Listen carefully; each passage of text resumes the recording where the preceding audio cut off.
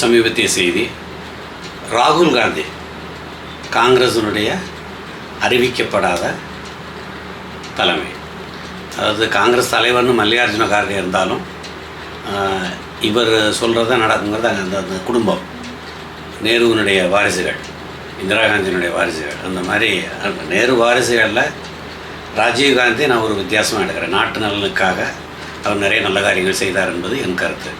மற்ற யாருமே நாட்டு நலனுக்காக அதிகமாக செய்தாங்கிறது காட்டிலும் தங்களுடைய குடும்ப நலத்தை தான் அதிகமாக பார்த்துருப்பாங்கிறது என்னுடைய கருத்து. சரி, ராகுல் காந்தியை பொறுத்தளவுக்கு எந்தவித அரசியலுக்கும் பொருத்தமில்லாத ஒரு மனிதர். அவருக்கு சரி, நம்ம சுயமாக ரொம்ப தீவிரமாக திங்க் பண்ணலாம் கூட இருக்க அட்வைசர், அறிவுரை சொல்கிறவங்க நாட்டு நலன் உள்ளவங்க, புத்திசாலியாக அப்படி இருந்தாங்கன்னா, அதான் நாட்டு நலன் மேல் அக்கறை உள்ள புத்திசாலியாக இருக்கணும். அப்படி இருக்கிறவங்கள வச்சு சொன்னால் கொஞ்சம் நம்ம செயல்பாடுகள் பேச்சில் ஒரு நியாயம் இருக்கும். அவங்க பேச்சை கேட்டு கூட இருக்கிறவங்களும் இதனால் வழி நடத்துறதுல குறைகள் இருக்கிறது தான் என்னுடைய கருத்து. சமீபத்தில் என்ன நடந்ததுன்னா, இந்த பாரத் ஜோடோ யாத்ரான்னு சொல்லி, அதாவது இந்தியாவை, பாரதத்தை ஒருங்கிணைக்கிறாருன்னா, எங்கே பிச்சுக்கிட்டு இருக்குது இவங்க இழுத்து கொண்டு வர்றாங்கிற மாதிரி ஒரு கதையை சொல்லி ஒரு ட்ராமா போட்டு இந்த மனிதர் நடந்தார். அப்போ அருணாச்சல் பிரதேசத்தில் இராணுவ வீரர்களை சீன இராணுவத்தினர் அடித்து துன்புறுத்துகின்றனர், அதாவது அடிக்கிறாங்க அப்படிங்கிற மாதிரி அறிக்கை விட்டுருந்தார். இது அதாவது ஆளும் கட்சியை எதிர்க்கிறோம் என்ற பெயரில் நம் இராணுவத்தினருக்கு அவமரியாதை செய்வது. நம்ம இராணுவத்தினர் அடி வாங்கிட்டு உட்காந்துருப்பாங்களா என்ன? இந்த கல்வான் வேலையில் துப்பாக்கி சுடக்கூடாது அப்படிங்கிறது ஒப்பந்தம் இருக்குங்கிறதுக்காக துப்பாக்கியை பயன்படுத்தலை அப்படின்னு. ஆனால் நம்மளுடைய இராணுவ தலைவர் அந்த ஏரியாவில் உள்ள கமாண்டரை கொண்டுட்டாங்கன உடனே நம்ம இராணுவ வீரர்கள் போய் அவங்கள கழுத்து திருவியே 40 பேரை கொண்டாங்கிறது செய்தி. அந்தளவுக்கு வேகமான ஆள் நம்மளுடைய இராணுவ வீரர்கள். உயரத்துலேயும் பார்த்தா சைனாக்காரனோட நம்ம இராணுவ வீரர்கள் நல்ல உயரம், வலுவானவர்கள். யதார்த்தத்தை யோசித்து பார்த்தாலே இவர் பேசுகிறது அபத்தமானதுன்னு தெரியும். சரி, அவங்க பலத்தோட சீன இராணுவம் இருக்கான்னு அது அந்த காலம் நேரு காலத்தில் நடந்த தவறுகள். அதுக்கப்புறம் இப்போது பாகிஸ்தான் 4 நாள் வாங்கின உதையில் சைனாவினுடைய வான் பாதுகாப்பு செட்டப் சிஸ்டம் அதை அடி வாங்கினது பாகிஸ்தானில் வச்சு அது எந்த அளவுக்கு அடி வாங்கினதுங்கிறத உலகமே பார்த்தது. ஸோ அப்படி இருக்கும்போது சைனா பெரிய நாடு, நம்ம விட பொருளாதாரத்தில் நம்ம விட வளர்ந்த நாடு என்பதில் மாற்று கருத்து இல்லை. ஆனால் அந்த நாட்டில் ஜனநாயகம், உரிமை எதுவுமே கிடையாது. ஒரு கொடுங்கோல் ஆட்சி நடக்கிற இடம்.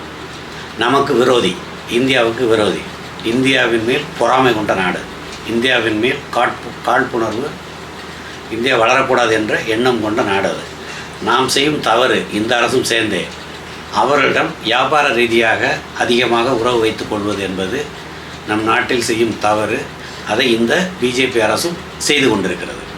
கல்வான் வேலி பிரச்சனை வரையில் எல்லாம் நிறுத்தி வச்சாங்க. அதனால் வியாபாரங்கள்லாம் குறைஞ்சது. திருப்பி நார்மல்ங்கிற மாதிரி அலோவ் பண்ணுறது முறையில்லை என்பது நம் கருத்து. இன்னும் ஏற்றுமதி இறக்குமதி சைனாவிட நாம் அதிகமாக செய்கிறோம். அதை நாம் தவிர்ப்பது நல்லது என்பது நம் கருத்து. இந்த மாதிரி சூழ்நிலையில் நம் இராணுவ வீரர்களை சீன இராணுவ வீரர்கள் அடிக்கின்றனர் அப்படின்ற மாதிரி பேசுனது ஒரு பிஆர்ஓனா பார்டர் ரோடு ஆர்கனைசேஷன், அந்த இதனுடைய இயக்குனர் உதயசங்கர் ஸ்ரீவாஸ்தவர் போலீஸில் புகார் கொடுத்துருக்கிறாரு. இந்த மாதிரி அவமானப்படுத்துகிற மாதிரி பேசுகிறாங்க. அதுக்கப்புறம் இது விசாரணை கேஸுக்கு வந்த உடனே அந்த எம்பி எம்எல்ஏகளுக்காக உள்ள ஸ்பெஷல் கோர்ட்டில் விசாரணைக்கு வரும்போது அதில் விசாரிக்கக்கூடாது, என்னை பற்றி விசாரிக்கக்கூடாது அப்படின்னு சொல்லி ராகுல் காந்தி உத்தரப்பிரதேச ஹைகோர்ட்டில், அலகாபாத் ஹைகோர்ட் அதில் கேஸ் போட்டிருக்கிறாரு.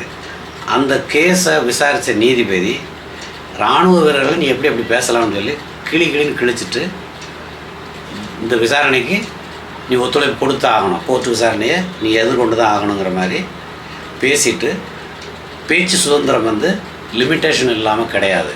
அது என்ன வரன்முறை இருக்குது, வரைமுறை தாண்டி பேச முடியாது. முக்கியமான பொறுப்பில் இருந்துக்கிட்டு இந்த மாதிரி அபத்தமாக பேச முடியாதுன்னு மிக கடுமையாக அந்த கோர்ட்டு ராகுல் காந்தியினுடைய இந்த அறிக்கைக்கு, அதாவது நம் இராணுவ வீரர்கள் அடி வாங்குகின்ற வார்த்தைக்கு மிக கடுமையான கண்டனத்தை தெரிவித்து அவருடைய கேஸ், அதாவது இந்த கேஸை விசாரிக்கக்கூடாதுன்னு சொல்ல போட்ட அப்பீலை டிஸ்மிஸ் பண்ணி விட்டாங்க. இப்போதும் இவர் பாடம் கற்றுக்கொள்வாரா என்றால் அந்த நம்பிக்கை எனக்கு இல்லை. ஏன்னா அவரை சுற்றி இருக்கிறவங்க அவரை சரியாக வழிபடுத்துவதில்லை. ராகுல் காந்தி சுயமாக சரியாக சிந்தித்து செயல்படுவதாகவும் எனக்கு தெரியவில்லை. மற்ற விஷயத்தை வரும்படியில் பார்ப்போம். நன்றி, வணக்கம்.